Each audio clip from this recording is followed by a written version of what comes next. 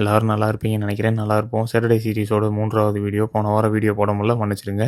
அது ஒன்றும் பெரிய காரணம்னால நண்பர்களே, வெளியூர் போனதுனால வீடியோ அப்லோட் பண்ண முடியல. இந்த வாரம் வந்து சிம்பிளான ஒரு டே தான். வீட்டிலேருந்து ஏதோ பணியாரம் எடுத்துகிட்டு வந்திருந்தாப்புல. ஓகே, நல்லா தான் இருந்துச்சு.